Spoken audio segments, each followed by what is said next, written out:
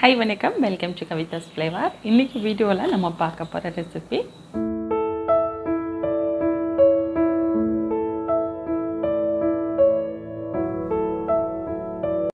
Hotel சுவையில் tandoori chicken எப்படி செய்யறதுன்னு சொல்லி தான் பார்க்க போகிறோம். இதுக்காக ஸ்பெஷலாக தந்தூரி அடுப்பு அந்த மாதிரிலாம் தேவையில்லை.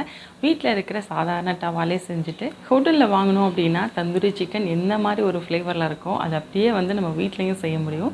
ரொம்ப சிம்பிளாகவே ரெடி பண்ணலாம். இப்போ இந்த தந்தூரி சிக்கன் எப்படி செய்யலாம்னு சொல்லிட்டு நம்ம வீடியோவில் போய் பார்க்கலாம். அதுக்கு முன்னாடி நம்மளோட சேனல் கவிதாஸ் ஃப்ளேவராக முதல் முறையாக பார்க்குறீங்க, இன்னும் சப்ஸ்கிரைப் பண்ணலாம் அப்படின்னா மறக்காமல் சப்ஸ்கிரைப் பண்ணுங்கள்.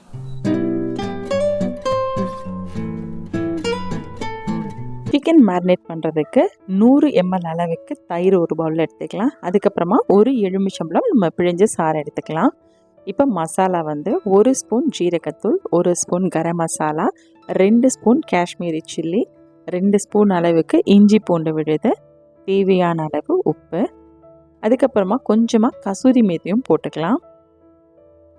நான் இப்போ சொல்லியிருக்க மசாலா அளவு எல்லாமே நான் 4 லெக் பீஸ் எடுத்திருக்கேன், அந்த அளவுக்கு சொல்லியிருக்கேன். நீங்கள் எந்த அளவுக்கு எடுக்கிறீங்களோ அந்த அளவுக்கு நீங்கள் மசாலாவை குறைச்சிக்கலாம். இப்போ கொஞ்சமாக எண்ணெய் விட்டுட்டு இந்த மசாலாவை நல்லா மிக்ஸ் பண்ணி விட்டுறலாம்.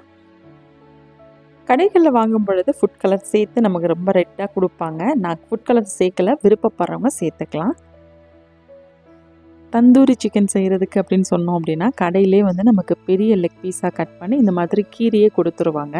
இது ஏற்கனவே க்ளீன் பண்ணி ரெடியாக இருக்குது. இதில் ஃபுல்லாக நல்ல மசாலாவை நம்ம அப்ளை பண்ணி விட்டுறலாம். எல்லா சிக்கன்லேயும் மசாலா நம்ம அப்ளை பண்ணி முடிச்சாச்சு. மீதம் இருக்கிறத நம்ம கடைசியில் டவாவில் போடுறப்ப கூட யூஸ் பண்ணிக்கலாம். இப்போ இதை ஃப்ரிட்ஜில் ஒரு 4 மணி நேரம் வச்சு எடுத்துக்கலாம். அப்போ தான் மசாலாலாம் நல்லா சூக்காகி சூப்பராக இருக்கும். 4 மணி நேரத்துக்கு அப்புறமா டவாவில் முதல்ல கொஞ்சமாக எண்ணெய் விட்டுட்டு இந்த மாதிரி ஃப்ரை பண்ணி எடுத்துக்கலாம். இதுக்கு நிறைய எண்ணெய் விட்டு டீப் ஃப்ரை பண்ணணும்னு அவசியம் இல்லை. இந்த மாதிரி பேனில் கொஞ்சமாக எண்ணெய் விட்டுட்டு 2 பக்கமும் திருப்பி விட்டு வேக வைக்கணும். ஏன்னா அது கொஞ்சம் வேகிறதுக்கு டைம் எடுக்கும் இல்லையா, அதனால் நல்லா திருப்பி விட்டு எடுத்தீங்க அப்படின்னா சீக்கிரமாகவே வெந்துடும். நம்ம நல்ல ரொம்ப நேரம் மசாலாலெல்லாம் சோக் பண்ணி வச்சுருக்கிறதுனால தயிர் லெமன் எல்லாமே போட்டிருக்கோம், அதனால் சீக்கிரமாகவே குக் ஆகிடும். பேனில் 2 பீஸ் மட்டும் வைக்க முடிஞ்சதுனால நான் 2 பீஸாக வச்சு எடுத்திருக்கேன். 2 பீஸும் வேகிறதுக்கு எடுத்துக்கிட்ட டைம் பார்த்திங்கன்னா 10 நிமிஷம். சிக்கன் நல்லாவே இப்போ வெந்துடுச்சு. இந்த தந்தூரி சிக்கன் ஸ்டார்டராக சாப்பிட்றதுக்கு, சைடிஷாக சாப்பிட்றதுக்குலாம் ரொம்பவே நல்லாயிருக்கும். நம்மளோட சிக்கன் ரெடி ஆயிடுச்சு. மீதம் இருக்கிறதும் இதே மாதிரி ரெடி பண்ணிக்கலாம். ஃப்ரை பண்ண எல்லா சிக்கனையும் இந்த மாதிரி ஒரு அகலமான பாத்திரத்தில் வச்சிடலாம். சென்டரில் மட்டும் கொஞ்சம் கேப் விட்டுட்டு வைக்கலாம்.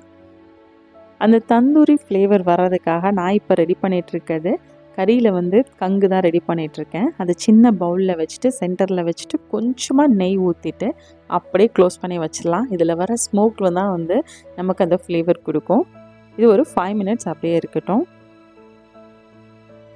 5 நிமிஷத்துக்கு அப்புறமா செம்ம சூப்பராக ஹோட்டல் சுவையில் தந்தூரி சிக்கன் ரெடி ஆயிடுச்சு. இதுக்கு நம்ம பயன்படுத்தியிருக்க பொருட்களாக இருக்கட்டும், இல்லை அந்த தந்தூரி ஃப்ளேவர் வர்றதுக்காக செஞ்ச மெத்தடாக இருக்கட்டும், எல்லாமே நம்ம வீட்டில் இருக்க பொருட்கள் தான். ரொம்ப ஈஸியாக ஹோட்டல் சுவையில் வீட்டிலே நம்மளால் செய்ய முடியும். நான் சைடிஷ்க்கு கொஞ்சமாக க்ரீன் சட்னியும் வீட்டிலே ரெடி பண்ணிட்டேன். சுவையான இந்த தந்தூரி சிக்கனை நீங்களும் உங்கள் வீட்டில் ட்ரை பண்ணி பார்த்துட்டு எப்படி இருக்குன்னு சொல்லுங்கள். நான் வேறொரு வீடியோவில் சந்திக்கிறேன். Until then it's bye from Kavitha. Thank you.